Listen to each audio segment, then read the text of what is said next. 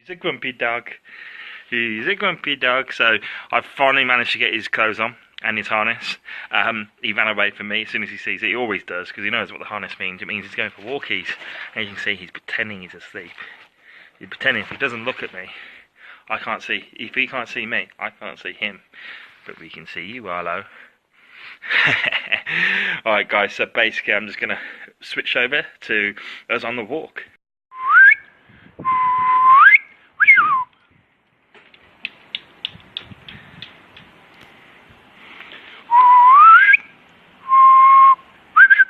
Hello. Come here, baby. Come here. Animals. He's normally good at bringing it back. Come on, Arlo. Yeah, there we go. Good boy. Good boy. Leave it. Release.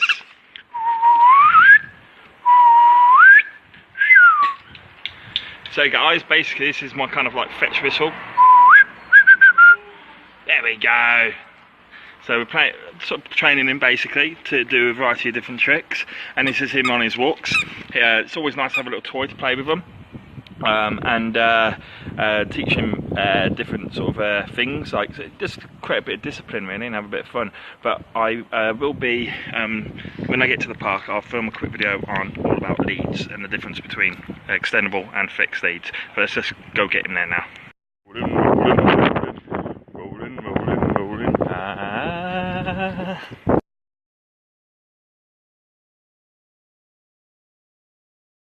So I do apologise if you're struggling to hear me, because the wind is really bad over here at England at the moment. There's a bit of a storm coming, and it's a bit dark and dull.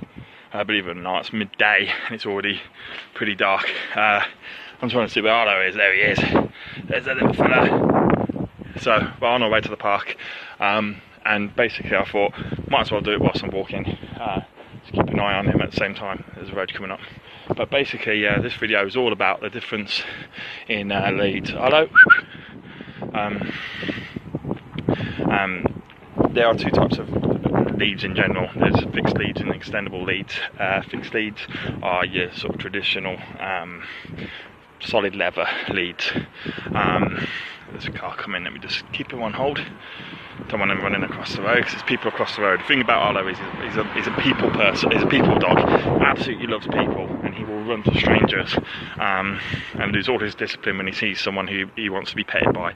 And so if they're on the other side of the road and there's a car coming, there's always that risk that he might run across the road. So I've just got to keep him careful on the tight over there, and that's the advantage of an extendable lead. Okay, which I'll get into in a minute. But yeah, just to finish what I was saying, a fixed lead is your traditional lead, which is a solid piece of leather, or a chain with a leather handle, that kind of thing.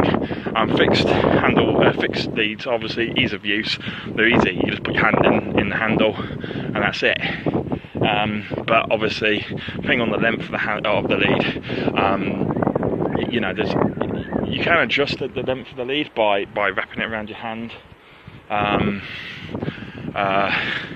And tightening it in that sense, but generally speaking there's no flexibility on how long the lead is. It's one length and that is it, and generally speaking they are fairly short. They have to be, because that's why you have a fixed lead, to keep the dog by your side but not let it get too far. If you want the dog to have a bit of freedom, you take the lead off and you let them run off the lead, which of course is a viable thing to do and something that you should do. If your dog is dog friendly and people friendly, then there's no harm in doing that in the right areas like a park and that, where they can't get run over. But the disadvantages of a fixed lead, as I say, is that they don't have flexibility in length. An extendable lead like this, I'm holding it like this for there's a reason why. You can lock it on. Once that's locked on, the lead that's coming out is attached to little Arlo here. Suddenly tightens and it stops extending, and I can set the length of the lead as a result immediately, just with the flick of the thumb. So it's locked and that's unlocked. Okay, so when it's unlocked, the lead has quite an extendable reach, depending on the one that you get. But obviously, you imagine the lead is all wrapped inside of that case there, and it can be quite long. Good sort of 20 foot at least, which is more than enough to give your dog a little bit of freedom. And because it doesn't pull, when you have it unlocked, the extendable lead, it doesn't pull so much on the dog. The dog doesn't feel like it's being tethered to you, that it's being dragged along. It feels like it's got freedom to move around, run around, but at the same time you've got safety of mind in the back of your head that you can stop the dog whenever you want by locking it on. So an extendable lead is what we're using at the moment with Arlo, because he at first didn't like walks. He hated, and we couldn't work out why, because we always started him on a fixed lead, because I was paranoid that he'd get run over or run off or something along those lines. I was scared for him, so I thought a fixed lead is safer. I can keep on hold of him, and I struggle to hold the extendable leads. My right hand, part of it's paralysed from a car crash that I was in, so I can't actually use my thumb properly. So that's why I'm holding the lead in my left hand, and whenever I hold an extendable I have to hold it in my left hand because I can't use it in my right hand properly. I can just about lock it on, but it's very, very difficult, and it's not guaranteed. It's not right, so I don't know how to use my thumb to be able to do it. The advantage is, so that is one potential disadvantage for an extendable lead, is of course that it's if you know, maybe a little on the older side and have arthritis in your hand, or you are like me, you have injuries, then they can sometimes, the function of being able to lock them on and off can be sometimes a little difficult to execute properly. Hi there.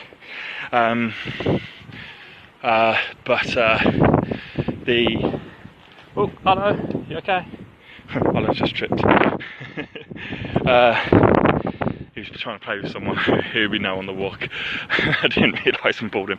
Anyway, the extendable lead, as I say, if you've got any problems with your hands, any weakness in your hand, it can be hard to use. But I mean, the lock-on feature, it isn't exactly hard to use. It doesn't require strength or anything like that. It's just that my thumb is almost completely paralysed. You know, about 90% strength lost in it. So my hand's particularly weak on that side. But obviously, it's just something to consider if you are a little on the old side, you have arthritis in your fingers and especially in your thumb. It could be a potential issue. The other issue is I have very big hands, quite big chunky hands on my weightlifting, and I'm just big anyway. Big frame, big skeleton. The hole where you put your hand, you can see I can't get my 4 fingers in there. I can only really hold the handle even with 3 fingers, which becomes a bit of a problem when the dog is strong and will pull. It's hard to hold a very strong dog with 3 fingers, and so what we're going to do is when Arlo gets older and used to the lead, we're going to put him back onto a chain. Hey, he just picked up a stick. He's happy, he's in the park. We're going to oh, he's running off. He loves this park so much. So me and my girlfriend, we're going to put Arlo onto a fixed chain at one point. Let me just sort out the lead. Oh, hello boy. Oh, lovely, lovely. So what I'm going to do is I'm going to take him off his lead. There you go. I love you too, come on. Oh, I love you, baby. Okay, so the extendable's off now, so he's off his lead. Oh, you're such a good boy. Are you going to follow me now? Okay. So I've got him off his lead. There's no dogs or anything around, no aggressive dogs or anything at the moment around here, so I'll take him off his lead. He's in the park, he's nice and safe, let him do his own thing, he won't go too far. But as I say, extendable leads, they can be a bit of an issue if you've got problems in your hand or you've got big hands. But as I say, so what we're gonna, or if you've got a very strong dog, they're not going to be really suitable. That's when a fixed lead comes in. Fixed leads, the handle size tends to be very big, or it's just one piece of leather or a piece of chain or something that you can wrap around your hand. You don't even have to grip it. If you wrap it around your hand and your wrist and you've got a particularly strong dog, then it might pull you over if it's strong enough, but it's certainly not going to get out of your hand if you grip it very strongly. And so as Arlo gets bigger and stronger, he doesn't pull. As you've seen, I've been walking him perfectly. guys. The chain, let's go keep an eye on it, spotted something. The chain will be an option, a better option for him as he gets bigger, but simply because it means if I have to pull him, I can do it without breaking the extent. The leads on these, they're a bit flimsy in my opinion, but at the moment, I hated these to start with. I wasn't going to use them, and as I say, that's why I started on a fixed lead. Even with an 8-week-old puppy, I always had him on a, well, he's 12 weeks when we could take him walking, but after vaccinations. But even with a 3-month-old, 2-month-old puppy, he's got no strength whatsoever. I still wanted him on a fixed lead, not because of the strength, but because I was just anti these, and I knew from when my grandparents had a dog that I struggled to use these, flip my hand in them from the size perspective, and obviously I found out the problem of having a paralysed thumb as well makes it harder, limits me to just one side, but these have won me over. This is a really good tool to have, especially when you've got a dog early on that it doesn't know what walking is, doesn't like it. Just making them feel like they've got that little bit of freedom because of the extension of the lead. It doesn't feel like they're on a lead, if you know what I mean. If they don't like being on a lead, then this is a very good way to train them to be on a lead. But as he gets bigger, I will be swapping them over to a chain. That's probably about 6 months time when he's bigger and stronger.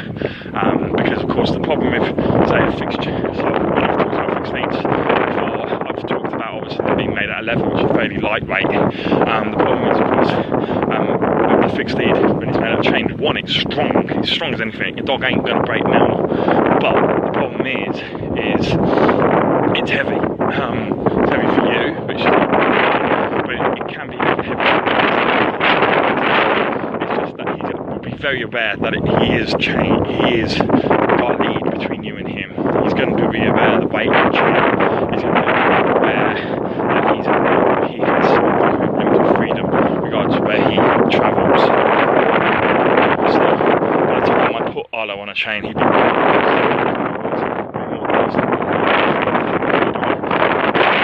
here.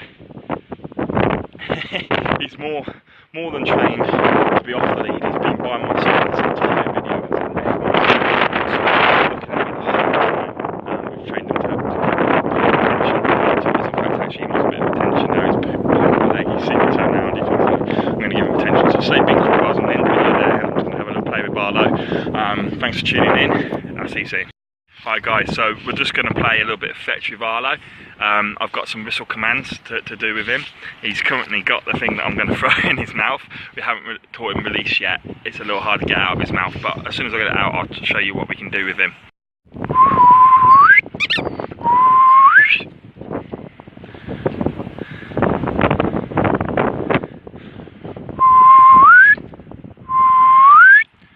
Good boy, good boy. Leave it. So this is the problem.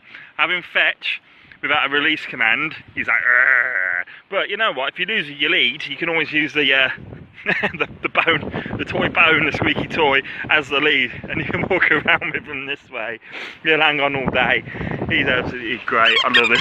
A little bit of recall. He's gone over to his favourite bench. He loves that bench because we always sit on there, so it might be a little hard to get rid of him on there. Let's see if we can get him. Hello! There we go, straight away. Good boy. Letting Arlo run ahead just a little bit. Have a little bit of freedom. But he will stop and watch me, as you can see. He won't go too far. He stops and watches. And when I get a little closer, he then carries on. But if I go, Arlo! See, stop straight away. Arlo!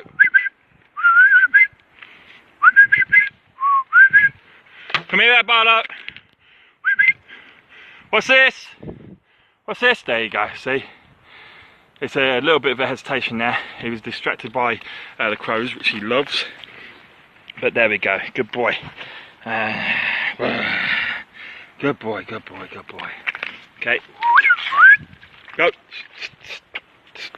There you go, so different commands. This means more go. Hello? You see how he turns around? Hello? Come here, what's this? He's a little confused because I'm looking at the camera rather than him. Hello, come here.